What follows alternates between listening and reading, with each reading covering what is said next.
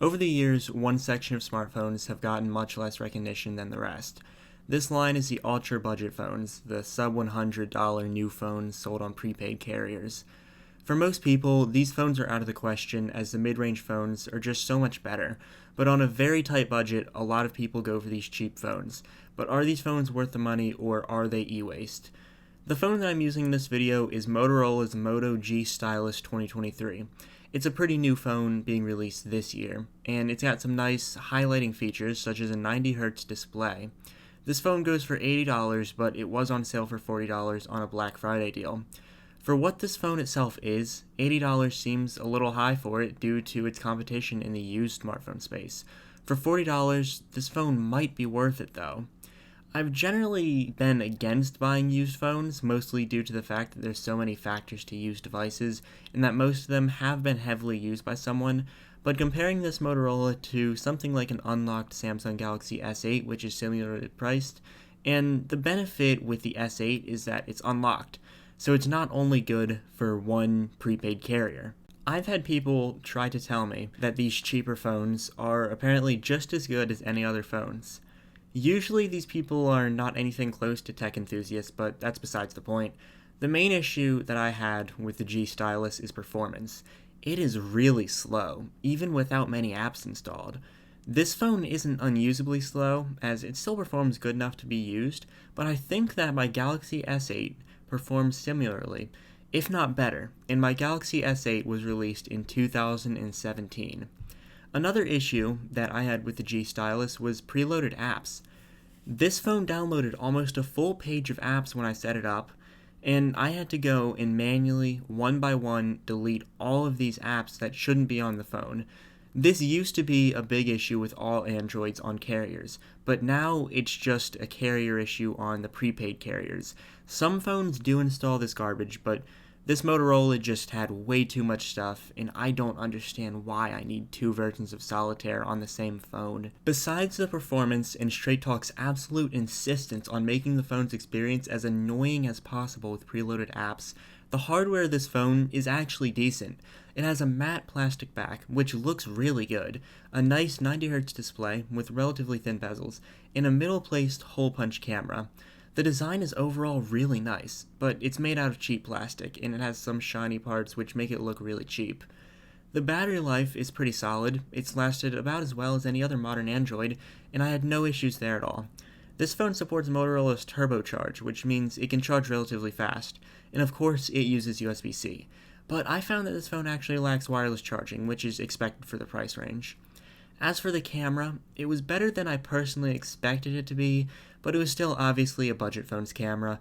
Colors were way off, actually unusually off, although detail is decent, and while I expected more from the 50 megapixel camera that this phone advertises, it is a budget phone at the end of the day. There's also a macro camera, which is, in my opinion, useless, so I won't even talk about it. I think that Motorola should have put more time and money into the performance of this phone rather than the disappointing features such as the 50 megapixel main and the macro camera, or the 90Hz display. I've actually found that the phone cannot even benefit from the 90Hz display, as the performance generally can't handle a 90 FPS experience, even when scrolling through menus on Android.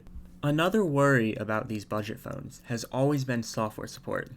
Android manufacturers have never had a good record for supporting their phones, and these budget phones really aren't known for the software support either. Most of these phones only get one Android update, if any at all. But buying a used phone for a similar price, it probably wouldn't have an up-to-date version of Android anyway, but for a brand new phone, they should get 2 or more years of software support. This also brings me to the reason why these phones are never kept longer than a year, and that is long-term speed. As I mentioned earlier, this Motorola Moto G Stylus seriously lacks power. This has been a well-known issue with budget Android devices, and it always ends up with the devices becoming extremely slow in the long run and eventually ending up in the garbage. If this phone is pretty slow now, it's going to be even worse a year from now. It's just the reality of buying a $40 phone from Walmart. They never last, and it's more worth it, in my opinion, to take the money and save it, put it towards something like an iPhone SE 3rd generation, as that phone will last much longer, and it'll beat the G Stylus in almost every way. I want to mention that the G Stylus sells for normally $200 unlocked, and if I'm going to compare the iPhone SE to this phone, I'll use a prepaid carrier locked SE, which costs about $150 on sale right now. The Moto G Stylus really highlights how putting mostly useless gimmicks on a cheap phone like this, such as like macro cameras, is a bad idea. And I really wonder why Motorola didn't just put a better processor in this phone, as it really needs one. I wanted to go on this video and say that this phone is worth the money and it's better than any used phone, but I honestly cannot say that with how slow it is and how it lacks in features. I remember about 6 or 7 years ago, buying a budget phone was the same way as it is now. Yeah, they looked more outdated then compared to now, but phones look different in 2017. It's unfortunate, but I cannot recommend this phone to anyone, except for people looking for a burner phone to use temporarily, say if you broke your main phone, which is some sort of a flagship phone, and you just need a phone for a couple weeks while it's getting repaired. It's also unfortunate how this is going to be many people's introduction to Android, as a lot of people buy these phones to test out the Android operating system before buying their next long-term main phone. It's also really bad when a $40 flagship phone from 2017 can beat out a brand new 2023 budget phone, but that's just how it is nowadays. And I want to mention Samsung's Galaxy A series. They're the same way with long-term speed, in my experience, and a lot of other people who I've talked to's experience.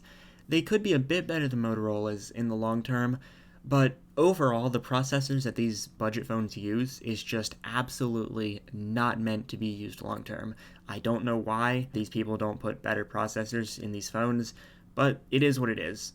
So thank you guys for watching. If you enjoyed the video, a like would be appreciated, and if you want to see more similar content, you can subscribe. Goodbye.